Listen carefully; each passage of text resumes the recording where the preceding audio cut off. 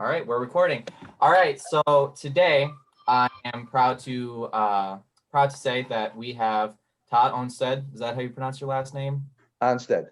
Ohnstad. My apologies. It's okay.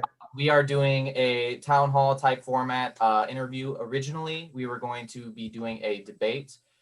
We had the Republican candidate Crystal. She had agreed prior, but a few days ago she let us know that there was a emergency. So we wish her and her family, the best for whatever is going on. So today we've slightly adjusted some of our questions so it can be more focused towards Tod. Daniel, am one of the moderators with my compatriot, Isaac. We are going to be asking some tough but very fair questions, and we hope that, this is a good time for everyone. All right? So if we're all set to go, I'm going to just hop right into the first question. All right, so the first section that we're going to be talking about is race and criminal justice reform. And the first question is, over the past year, we have witnessed the largest civil rights movement in history. What will you commit to doing in combating systemic racism as a member of the state legislature? Well, first of all, I'd like to thank you and Daniel and also Isaac for the invitation, and also the invitation from my friend Kyle Flood, who I think is part of the 262 talks, and for his activism and also for his endorsement. And unfortunately, I guess Crystal wasn't able to make it with us today. I will be debating her in a conversation later on this afternoon at 1 o'clock at the collective conversation. So, certainly the civil rights movement is certainly nothing new to me. I remember in high school, and this goes back a long, long ways. In 1970, my class in northern Wisconsin, we organized what was going to be an event to talk about racism. We had records, 33s of Martin Luther King speeches and also Malcolm X speeches that we were going to kind of talk about racism. And this is in a small school in northern Wisconsin that had never had an African American in the school. So as kind of the organizer of that event, on that Saturday morning, we had reserved a table or a room at the library. I go down to make sure that everything's in order, like the technology that we were working on earlier here on this, only it was a record player at the time. I just wanted to make sure that the record player was available. And when I got to the library, I found the one police officer in the community and a state patrolman had locked down the library for the entire day because they thought that it was just outrageous that people would be talking about racism and civil rights in Altoona, Wisconsin. So we of course went to a park, and we didn't have the ability to have the record player playing, but we did talk about racism that day. But I'm old enough to remember the civil rights movement at the time that we were going to have that discussion. There was the Black students were striking at the University of Wisconsin-Madison, and certainly then a few years later, the Black Panthers were very active in the civil rights movement, and so civil rights has been something that I've been involved in for an awful long time. And when I moved to Kenosha from Altoona and Eau Claire, Altoona is actually a small city just adjacent to Eau Claire, Wisconsin. When I got to Kenosha, really one of the things that I loved most about Kenosha was the workplace that I was in, American Motors and then Chrysler, was the diversity of the workforce. We had Blacks and Latinx, and we had lots of people from Europe. We had a lot of women, and of course, a lot of white people too. And we really had such a diverse workforce that it really made it a very interesting place to work. And it was, of course, also unionized, and so it provided a good living, a good middle class living where people could raise a family, buy a home, send their kids through college. So it was really a great place, the right time and the right place. And I think that one of the things, I became very active in the union right away, and I was so proud to be part of a union that actually negotiated the very first Martin Luther King holiday before it was a national holiday. We negotiated that locally. We negotiated that holiday before it was a holiday anywhere else negotiated in any of the big three contracts. So, then I became elected to the leadership of Local 72 in 1984. But we also, in that process, um, just prior to that, some chief stewards and myself kind of took on some racist and sexist kind of bully supervisors that were in the plant. We had kind of a shop caucus newsletter called Fighting Times, where the most popular column was called Scab of the Month, where we would always report on the worst supervisor of that particular month. And eventually the company tired of it, and they sued us for $4 million for libel. And we went to court for over a week, about 6-day trial, and we were found innocent. And eventually we were all elected to the executive board, to the leadership of Local 72. And I think that was as a result of taking on the racism that was obvious among some of the supervisors in the plant at the time. And over the years after that, I think that we developed a really good culture in the plant in terms of the company respecting workers more, and the union, on the other hand, also working with the company to make sure that that we got additional product into the plant. So I'm not sure, that was kind of a long answer to a short question. And if I didn't answer it fully, let me know. Okay, Isaac, if you want to ask, oh, never mind. For some reason, my thing decided it wanted to update the Google app that I was using. But Okay. so, all right, the second question we have for you is, from the killing of George Floyd and Breonna Taylor to the attempted murder of Jacob Blake right here in our own community, we have seen police violence against our Black citizens more in the spotlight than ever before. Policing has come under fire, with many believing we need to defund and recreate the whole system as it currently stands. What do you believe is the solution to ending police violence, and do you support ideas like community control policing? Well, in Kenosha, we actually have a police and firemen's commission, and I know in Madison that they are now instituting, I believe, kind of a secondary commission that would also have access to some of the information that the Police and Fire Commission would have. I do not support defunding the police. I think that the police probably need additional resources, to be perfectly honest with you. I think that they can use additional training. And in all of these cases, it's obvious that the police have a lot of lethal force. There's no question about that. And I wonder whether or not one thing that police need, other than just tasers, because tasers obviously aren't doing the trick in some cases. For example, with, in our situation here with Jacob Blake. And so I wonder if there's not non-lethal methods, other than, of course, just trying to talk the situation down, and officers having, perhaps more training in that. So I'm not in favor of defunding, but I'm certainly in favor of, new regulations and taking a really close look at more community policing.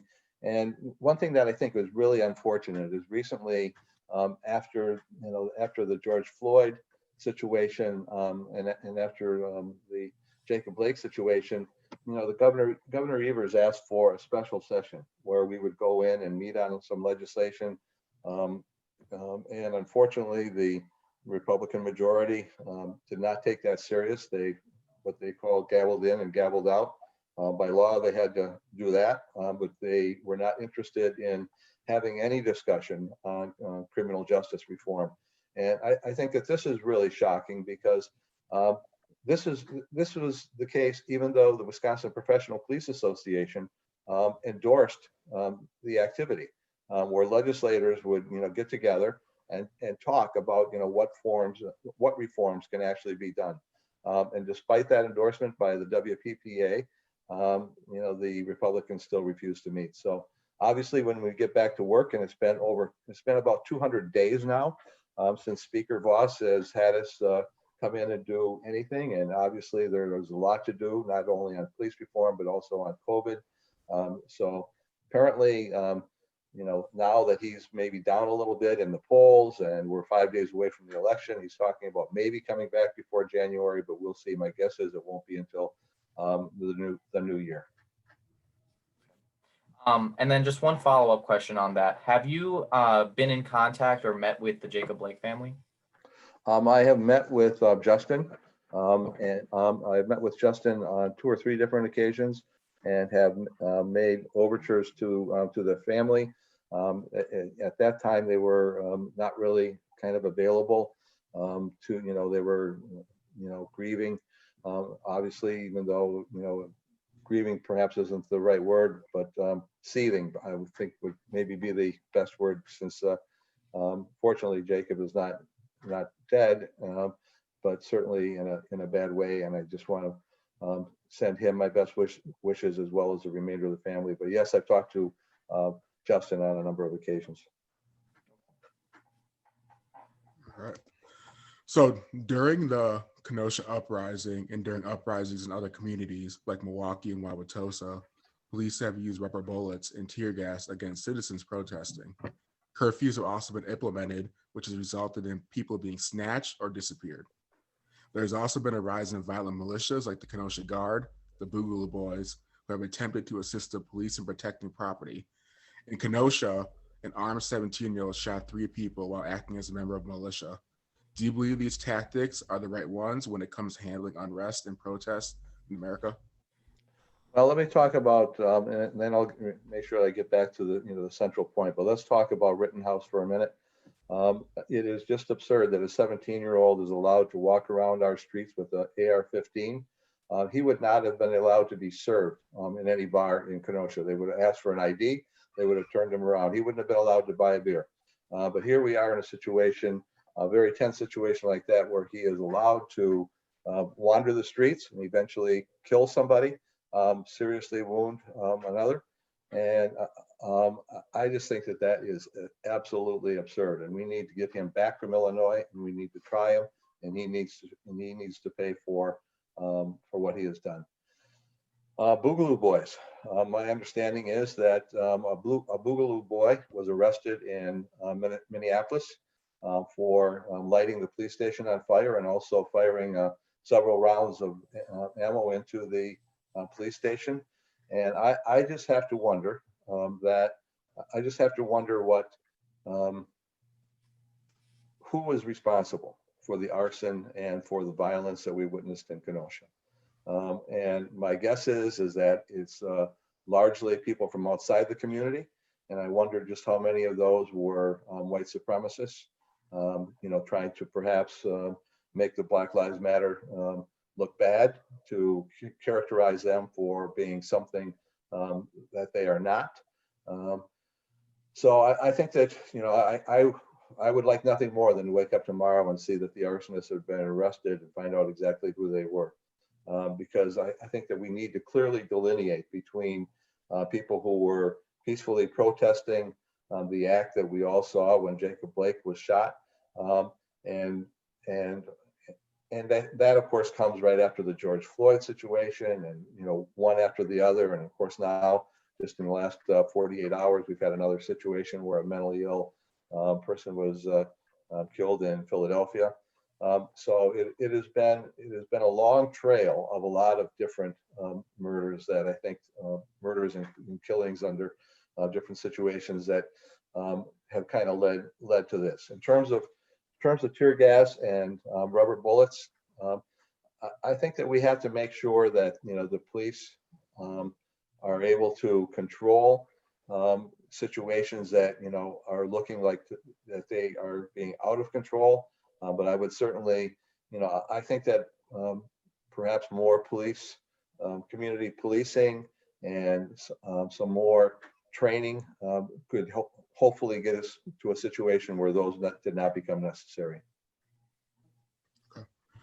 So do you believe that vigilante militias are appropriate to respond to protests? Well, armed militias, no. I think that we should take a close look at rational gun laws in this state and in this country. I think that it is absolutely absurd that people are allowed to, um, carry automatic weapons into a demonstration. Um, I think that that is obviously a recipe for disaster, and obviously that disaster happened here in Kenosha just a few months ago. And once again, I hope that Kyle Rittenhouse is brought to Kenosha soon, and stands in front of his peers and is sentenced to those crimes that he committed. And then we're gonna move on to education next. And the first question in that is, what is your vision for the state's pre-K through 12 public education system? And do you support the expansion of government-funded vouchers for private schools? Um, well, let me just say something on a positive note in terms of Kenosha. I think that we have to recognize that, Parkside is is a great university, and it has the greatest amount of not only just older students, but also minority students going there than any other university in the state. And that we also have Gateway that has excellent opportunities for people who are looking to get into the skilled trades and, or petitional, for example, nursing. And they really have a lot of opportunities for people being able to go there with no tuition or very low tuition. And then we also have Carthage that has a great opportunity for Kenosha students to get scholarships there. But no, I think that we cannot afford two dual school systems. We have a public school system that is now being kind of racked as a result of this dual choice schools, and I think that I certainly do not I certainly do not support the expansion. I did not support the last expansion. Voted against all of that. And I would continue to vote against any further expansion. I know you can't take take the paste out of the tube, perhaps. That the schools that are there, but I certainly do not support the expansion. Let me just say one other thing about education is that Kenosha right now is being kind of penalized, in my opinion, for over $3 million in the next school year because people have chosen to take their kids out of the public school and put them into private schools, and this becomes doable because of the expansion of choice schools. This is a dangerous phenomena, and we cannot afford to have two separate public school systems. All right. So the next question we have is, do you believe that it is fair for teachers and students to do in-person learning during across our state during this pandemic? I think it's pretty problematic, and what's really problematic about it is because maybe if the legislature had met in the last 200 days and had authorized money to make sure that air handling systems were robust in all of the schools throughout Wisconsin, and that there was a series of protocols that were actually in place that had been thoroughly looked at. And perhaps if we had this corona virus under somewhat of control, if we did not have a president that made fun of people who were wearing masks and that were being responsible, then it perhaps would have been possible. I think that it is unlikely that KUSD will be able to continue on the path that they are on for a whole lot longer. I forget what the numbers were, but they were pretty shocking in the paper today. The number of students that are quarantined, and of course staff, and of course this brings another whole question home. Once somebody becomes COVID in schools, so they're going to bring that COVID into their parents and grandparents' life, who may have a tougher time of surviving a case of COVID as it is. So no, I think that perhaps if in a different situation, if we had a president that would have taken COVID seriously from the beginning, maybe that would have been possible. But let's just spend a minute, if you don't mind, let's look at what happened with COVID in January. We know that the president was told that this would be, by his national security director, that this would be the biggest national security crisis that he would face. That was in January. He continued to, he chose to lie to the American people and said that there was only one person, that was somebody from China, that had it. And then come February, he has an interview with Bob Woodward, where he tells Woodward just how dangerous it is, and then continues to lie to the American people, saying that it's just a hoax, just a Democratic Party hoax, and maybe there's 15 people that are going to get it. And then in March he continues to lie, and in April he continues to lie, and now, even though all of the studies show that that wearing a mask is actually something that reduces the amount of spread, he continues to chide people. He continues to bully people who choose to wear a mask, even though his own scientists advise it. So, maybe if it would have been a different situation than what we've had ever since March, maybe we would have been able to safely go back into schools. But right now, I'm afraid that may not be the case. All right, and just one follow-up question, and this is from an actual education student. What are you willing to do to help promote teacher and student safety? And are you willing to involve the teachers' unions, who are all extremely vocal about their discomfort with going back to in-person learning? Oh, absolutely. And I'm proud to be endorsed by not only the local teachers union, but also by the statewide organization. I have been every one of my terms. This is I'm running for my 5th term, and I've pleased and proud to have been endorsed in all of those years, and we'll continue to work closely with teachers organizations and associations. And I think that it's just absurd to not involve teachers in. They should certainly be at the table in all of these discussions. Okay, so do you believe? In Wisconsin, we see a huge achievement gap between white and black students in K through 12 education. What is your solution to closing that gap? Well, I think that we need to do a better job in terms of preschool. And we also need to do a better job in making sure that there is,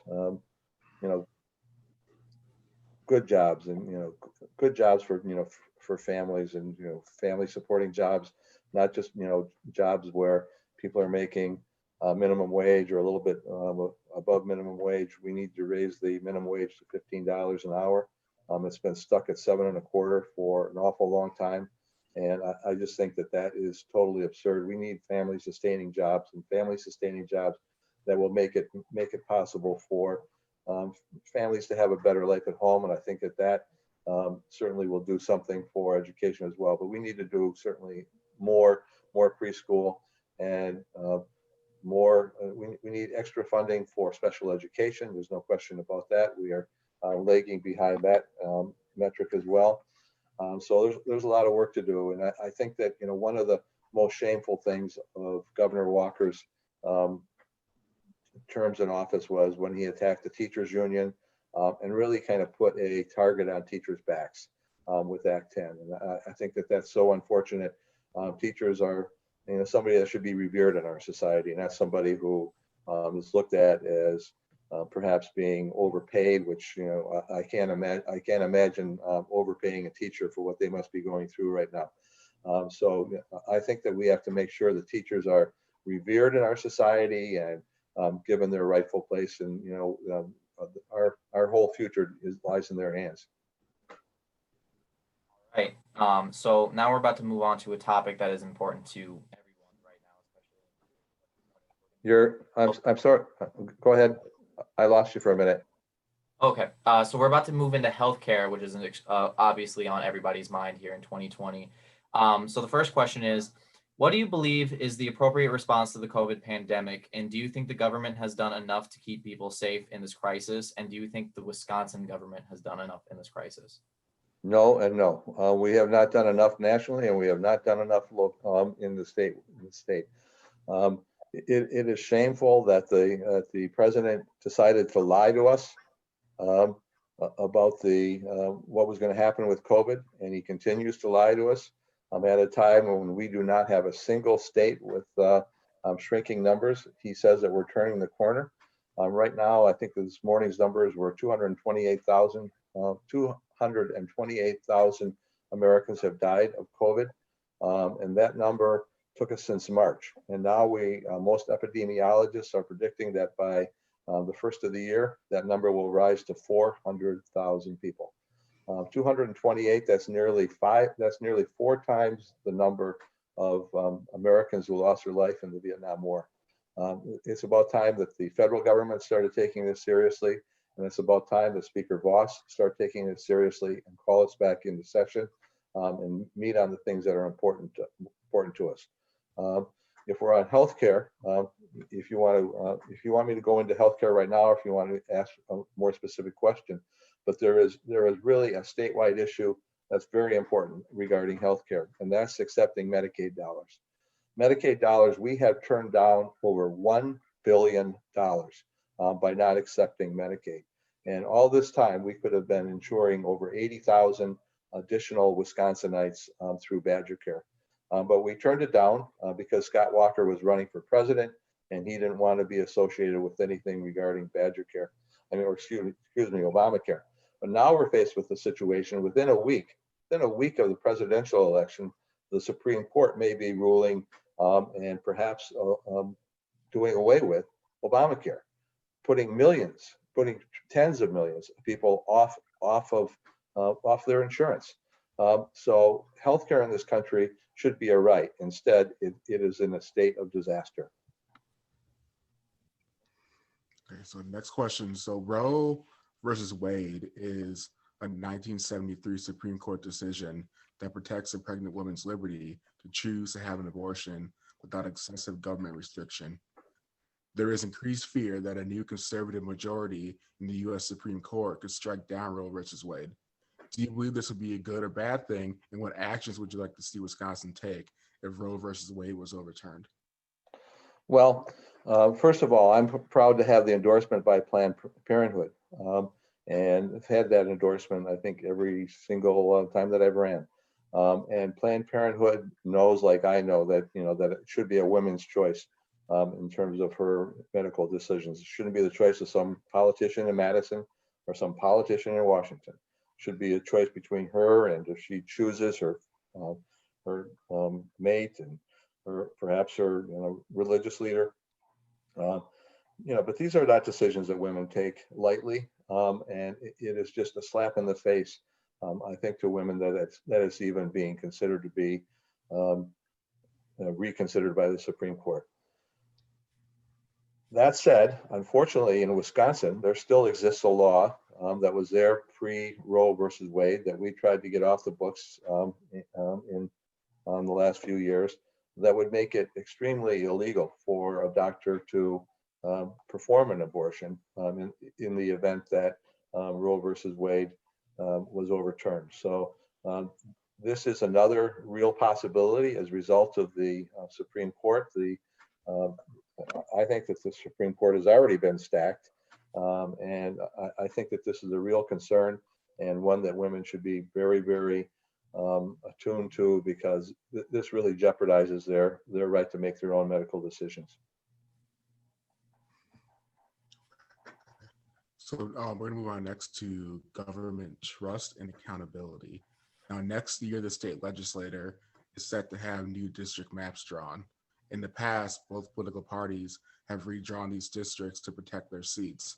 What has happened is that representatives have been given the power to choose their voter rather than the other way around. What do you see as a solution to gerrymandering and ensuring fair maps for our elections? Well, you're exactly right, Isaac. That's a good description in terms of what's been done. And every 10 years, as you know, after the census is taken, the legislature up until now has been the one who determines what the maps look like.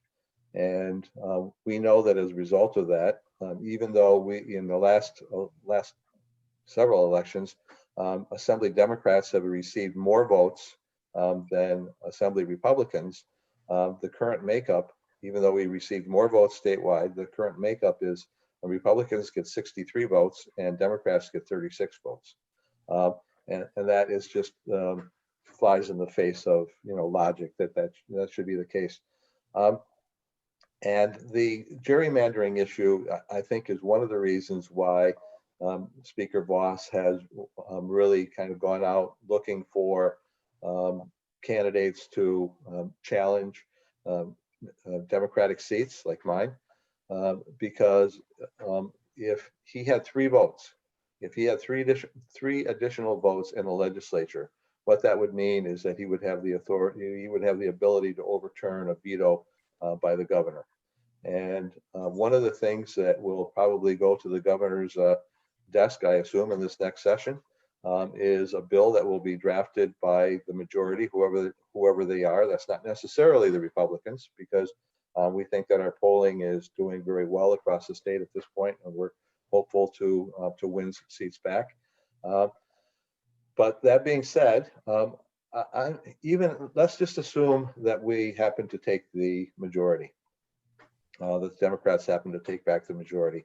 I would still be in favor of a system where a nonpartisan organization, perhaps one of the service organizations that we have in the Capitol, like Ledge Council, that they draw a map that's kind of based on logic and on, not just on weirdly designed districts. Peter Barker used to describe his district as a Nike swoosh. The way that it was outlined to accommodate different people, I guess. So gerrymandering is a problem that certainly we will face, no matter who is in office in this session. And I think that we should really turn it over to a nonpartisan body, in a similar way that they do in Iowa. Okay, thank you. The next question we have for you is, in 2017, the state approved a deal with Foxconn. The deal was supposed to turn Wisconsin into a tech manufacturing powerhouse in exchange for billions of dollars in tax subsidies. 13,000 jobs were promised to be created. Many people lost their homes and businesses. Now, 3 years later, the factory and jobs are still not there and likely never will be. Do you believe the state made a mistake in their deal with Foxconn, and do you think that the government should avoid these corporate tax incentives for large corporations in favor of supporting small businesses? Well, I'm certainly in favor of supporting small businesses. And let me just, before we go on to Foxconn, since you mentioned small businesses, just let me allow me a little bit of latitude. And I'd like to talk about 2 programs that are out there right now for small businesses in Kenosha. There is a program called We're All In. And this is a grant program up to $5,000 for businesses.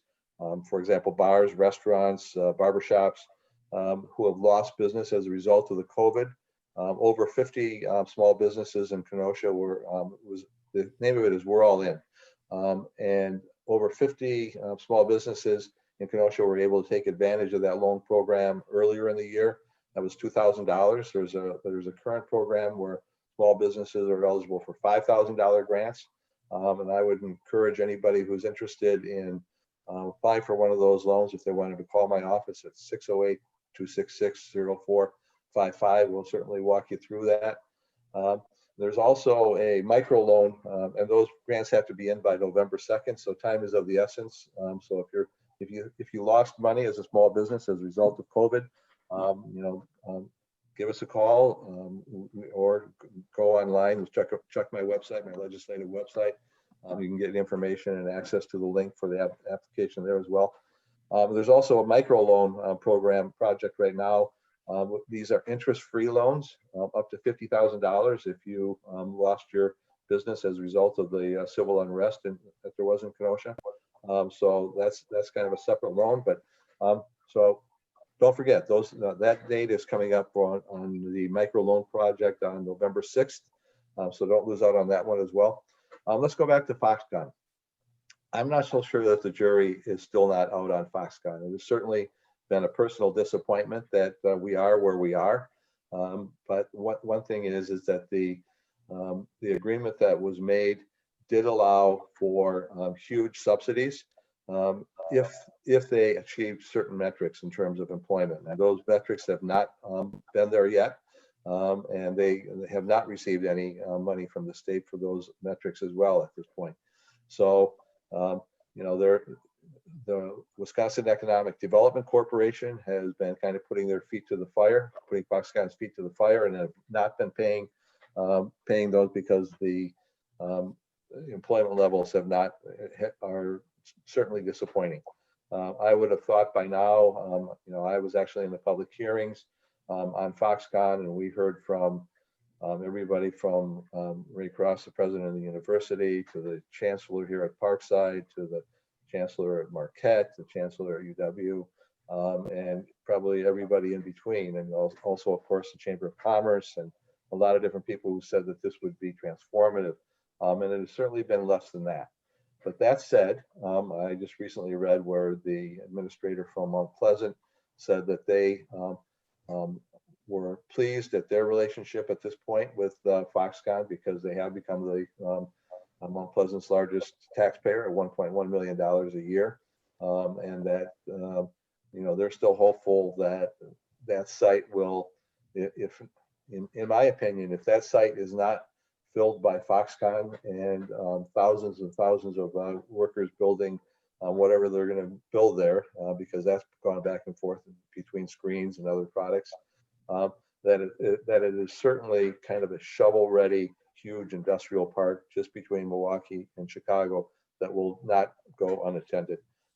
So if Foxconn does fail to meet the promises that they made, I think that we should keep their feet to the fire, and then we should go about making sure that we fill that with other good manufacturing jobs. All right.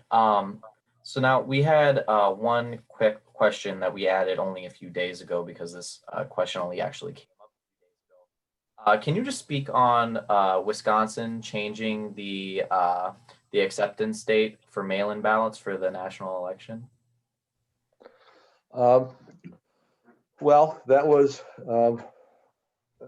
a Supreme Court decision, and one that, you know, the obviously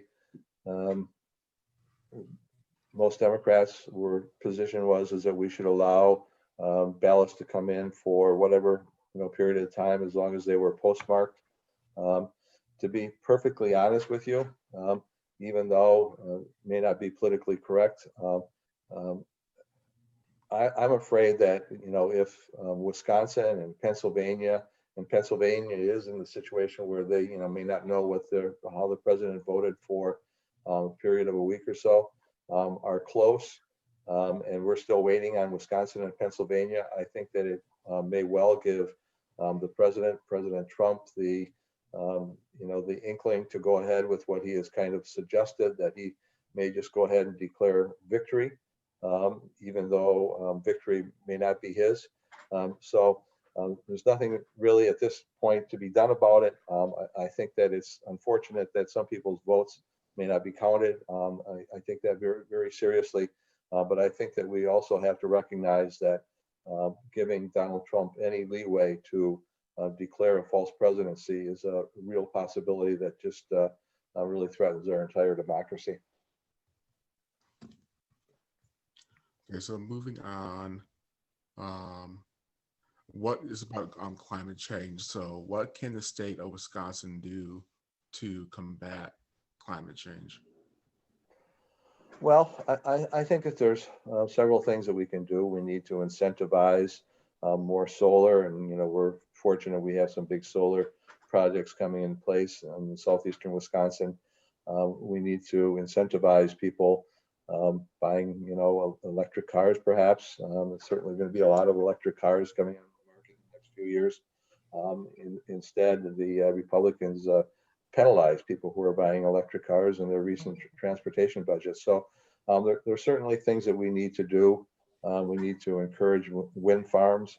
You know, that's something that seems to be only controversial in Wisconsin, where a lot of we see our neighbors in Iowa taking full advantage of wind farms and we still have people in Wisconsin saying that it causes strange diseases, and we just know that the science is there that tells us that's not the case. So we need to do more in terms of alternative energy sources, and that of course can lead to a really some robust new jobs in installing that equipment and repairing that equipment, and hopefully manufacturing that equipment as well.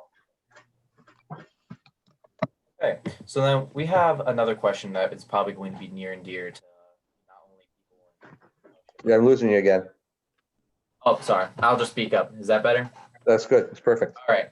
So this question is probably going to be a familiar one to people in Kenosha and then all over Wisconsin. So infrastructure is a major issue in Wisconsin. The poor condition of the roads in Kenosha are a topic that everyone can often agree on and joke on. The legislature have suggested either doing tolls or on our interstate, while others have suggested increasing taxes to fix our crumbling infrastructure. What solution would you pursue? Well, one of the reasons why the roads are as they are in Wisconsin is because there used to be the tax that we all pay when we buy gasoline used to have a cost of living adjustment to it.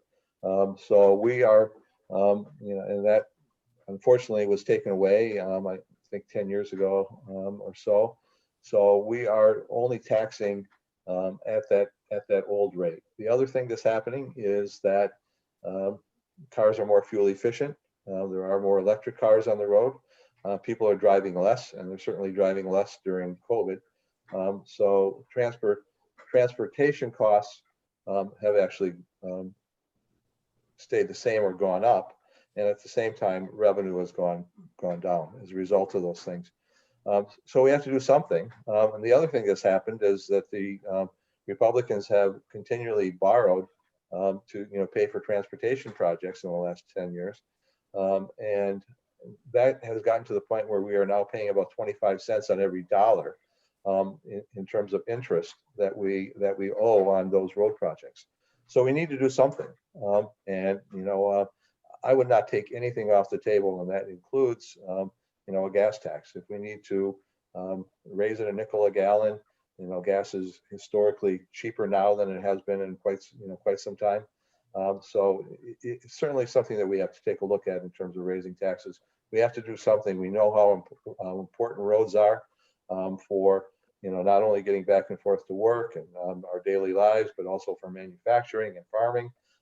This is really important to have good roads for our economy and tourism for our economy. We have to make sure that people want to come to Wisconsin and spend their hard-earned dollars here. So we need to make sure that our roads are good. So there is a growing concern about the food deserts in Kenosha. If elected to the assembly, what will you do to bring awareness, address, and resolve those food deserts? Well, I know that one thing that is going on in Kenosha right now is that there is a study to see what the possibilities are of having bringing back a good chain grocery store, or maybe if not a chain, maybe explore some other possibilities in terms of expanding food co-ops or food markets. So these are things that have to be looked at. I certainly am in favor of if the problem is that obviously government is not in the business of operating grocery stores, but we certainly can incentivize somebody who wants to come in, and I believe that the last grocery store was incentivized to come, and unfortunately after a period of time they left. So we need to take a look at what we can do to incentivize a store to come in to the uptown area. The problem with the downtown area in terms of a grocery store is, my understanding is, when a grocery store decides to site someplace, they draw a circle. And in that circle is a population that tells them that if it's so big, yes, it makes sense to have a grocery store in that area. Problem with the lake is, if you draw that circle, it's only a half a circle because the rest of it is the lake. So we need to have more population density downtown in order for that to become an issue that we can resolve. So obviously the density in uptown is not the issue. So, we need to figure out how to incentivize and at the same time expand the number of people living downtown, which the mayor has a plan for in terms of nearly 1,000 new units in the next few years for downtown. So both of those things have to be done.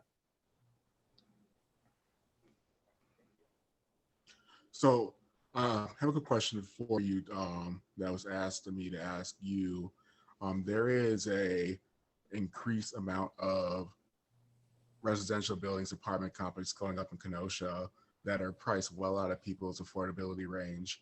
And you have a lot of people that are either living in slumlord type conditions in Kenosha without adequate, safe, proper living places, but yet we still see a lot of buildings going up that are well over the average household income.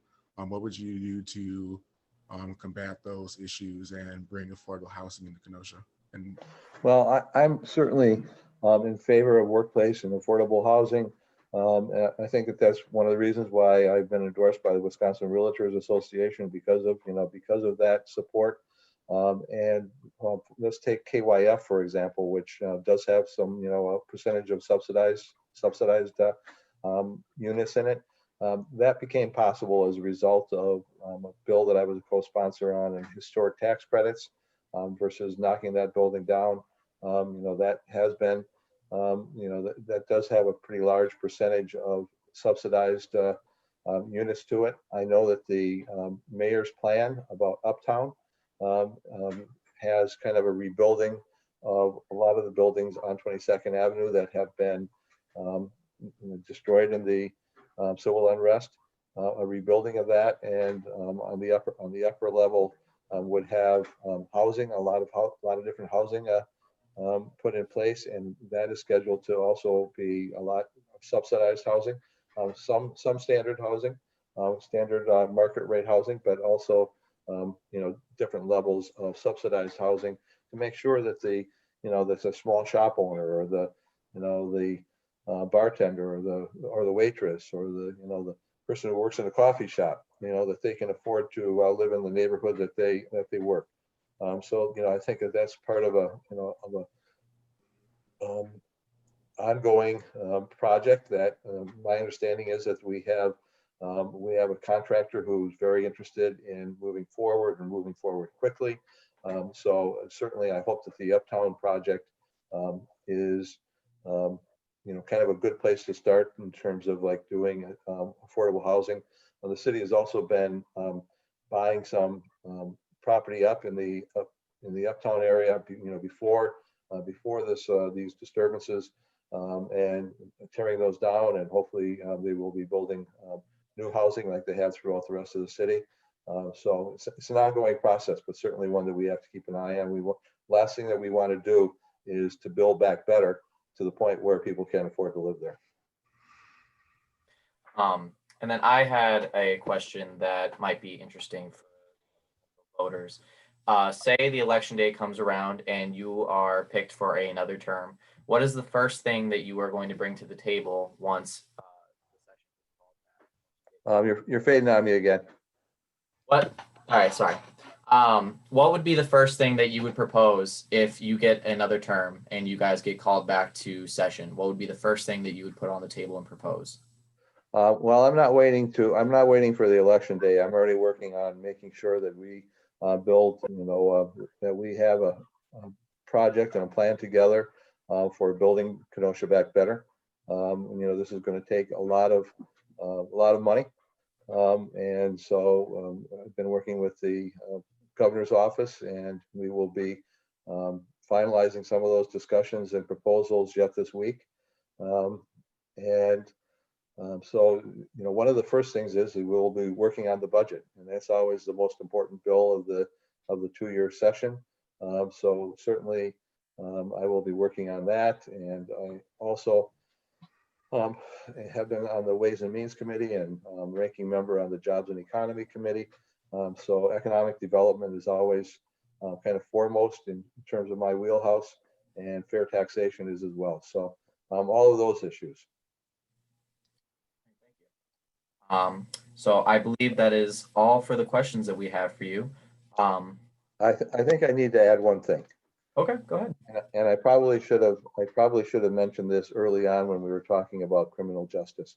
But I think that and I'm proud to have been a co-sponsor um, throughout my whole 8 years of the legalization of marijuana. Certainly decriminalization of marijuana is the first place to start. And the most dangerous thing about marijuana is that people still get arrested for it. And we all know that people of color are more likely to um, kind of begin their criminal career than a white kid who gets arrested for smoking pot versus a black or brown kid who gets arrested for smoking pot. They're going to perhaps be two different paths. And one path is they might get a little probation, if that. They might just get a talking to by a counselor or by their parents. And a black or brown kid, unfortunately, ends up with all too often a criminal record, making it hard for them perhaps to get a better job and kind of saddling them for life. So decriminalization is key. Key to step one. Step two is medical marijuana. It is just insane that a doctor can prescribe essentially synthetic heroin for somebody to deal with their pain. But at the same time, you cannot prescribe marijuana. That is just absurd. A recent poll that we had in Kenosha showed 88% of the people believe that medical marijuana should be legalized. And I believe in full legalization. Maybe it's the libertarian in me. Todd, you're But I just think that people should have the freedom to. Okay, am I okay? Am I okay? Yeah, I can hear you good. Yeah. Okay, I think you're back. Okay, sorry about that. I think that legalization of marijuana, certainly resolves a lot of the problems that that minorities are facing, and also young people as a whole are facing in terms of the criminal justice system. All right. So if I could ask you actually a follow-up, and it goes along those lines of talking about marijuana. Would you be in favor of proposing any kind of legislation that in Wisconsin, if you are caught on a drug offense, instead of going to prison, you go to rehab and actually get help for a potential issue that you have, instead of going to a state prison where you're not actually getting help for the underlying issue while you're going to these drugs? No, absolutely, and we've done a lot of. I've done a lot of work on that in Kenosha on itself. We have drug courts, and we have been we've had really active and very successful drug courts here in town, where people, if they're arrested for possession of heroin, for example, that versus a trip to an overcrowded prison in Wisconsin, that they have an opportunity to deal with the problem and actually come out of that treatment and with nothing on their record.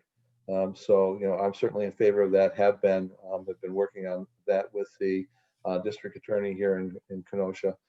Good programs all throughout the state, and Kenosha I think has kind of led the way on that. Thank you. Quick question when it comes to police and the criminal justice system and a lot of the racial tension we have seen within that system. As we saw in Waukegan, their police department moved relatively quickly in firing that officer who shot and killed the individual in Waukegan. Now, how do you feel on the subject of police immunity? Do you think that should be something that's still active, or should that be something that is either reformed or completely abolished in general? Well, there was a bill that passed, I believe it was my first session, that probably came as a result of the Michael Bell situation, where we decided that it was just absurd that the police department investigate their own in terms of a shooting, and that it was almost as absurd as a neighboring police department investigating a police shooting. So we passed a law.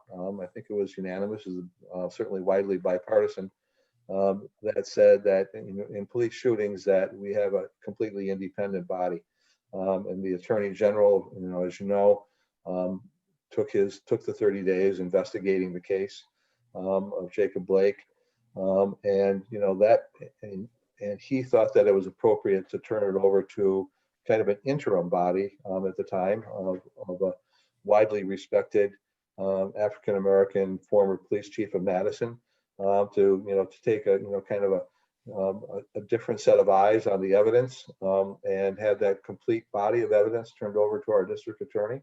Now, I don't have any inside track in terms of what evidence there is or isn't, and I certainly don't have any inside track as to when the district attorney is expecting to get that case.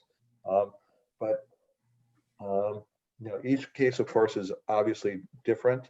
But I think that we have to make sure not to rush to judgment in terms of this case. I want all of the facts to be there for our district attorney to make what I'm sure he will. I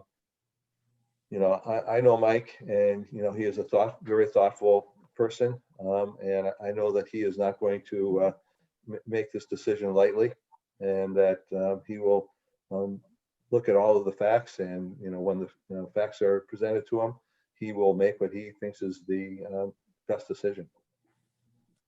All right, and then I have my last question for you that I wanted to personally ask.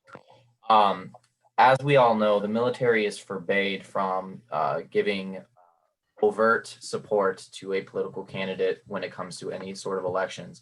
But we see all across the nation, we see police departments, sheriffs, police chiefs give support to political candidates, especially in the presidential race. Do you believe that police departments, which are a service, they are a group of people who are supposed to be unbiased in a situation where they are going into not, I'm sorry, I'm nervous. I'm not asking this question. Great. Do you believe that police departments, sheriffs, and police representatives should be allowed to endorse candidates during I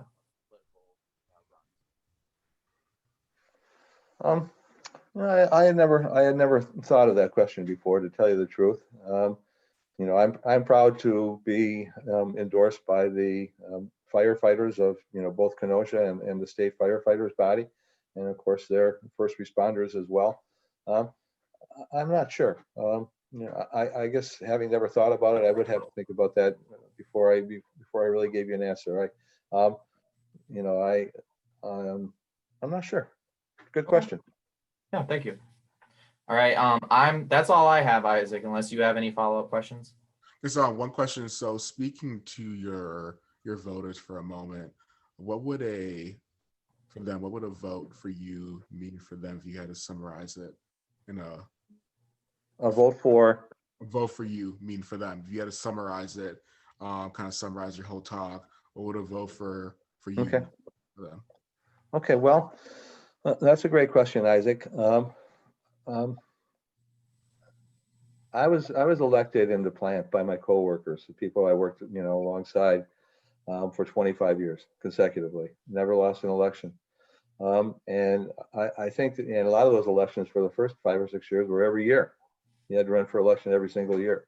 And I have to say, I never, those were jobs that were, people wanted them, because they provided a lot of opportunities. So, I never once had a position in the plant that I was running for a re-election for that was not opposed. I always had an opponent, and I always managed to win those re-elections. I think that was as a result of people recognizing that I took the job serious, that I was somebody that they could trust, that I was somebody that had the experience that was necessary, not only in negotiations, but also in terms of grievance handling. If they had a problem with the company, or if they had a problem with health and safety, that I would take it seriously and get them the best possible result.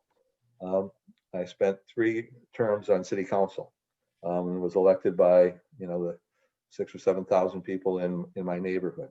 I was elected, and then I think I was reelected because my neighbors recognized the same thing, that I was somebody that they could trust, somebody that they knew that I would take the job seriously, and if there was a pothole that needed filled, or if there was a situation that needed dealt with, or a responsible budget that needed support, that I would be doing those things. And I've had the great fortune of being on in the state assembly for 8 years now, 4 different elections. This is the first time that I've had a Republican run against me. During those first 4 elections, I ran unopposed, so of course I was elected to those. But I think that largely the reason why I was unopposed was because people recognized that I was somebody that they could trust, and I was somebody that had the experience to, take their issues seriously. Issues not only in Wisconsin in terms of overall economic activity, but certainly in Kenosha. And Kenosha has benefited greatly, I think, in terms of the last decade or last 20 years. In terms of economic development, we've managed to weather the storm of Chrysler closing, and that just tore my heart out. The plant closed 6 years after I retired, but we were successful while I was in leadership of Local 72. We were successful at bringing over $1 billion worth of investment into the community, and kept the plant open for approximately 20 years longer than anybody expected us to. So I think that I bring, if you want somebody who is going to vote to decriminalize and legalize medical marijuana, I'm your guy. If you want to support somebody who protects the right of women to make their medical decisions, I'm your guy. If you want to vote for somebody who believes in LGBTQ rights, I'm your guy. If you want to vote for somebody who has done a fair amount of economic development in his time, I'm that person. So I think there's a lot of good reasons, but I think just like to sum it up that I'm somebody you can trust, and I'm somebody who has the experience to get the job done. Well, thank you. Is that all you have then, Daniel? Yeah. Otherwise, besides closing us out, I'm all good. All right. Okay. So, Well, thanks to both of you. Thanks to both of you for having me today. And sometime after the election, I shouldn't just be here before the election. It was nice meeting both of you guys today, but let's go ahead and plan on a post-election podcast. absolutely. Absolutely. We would love to get you on. Absolutely. Okay.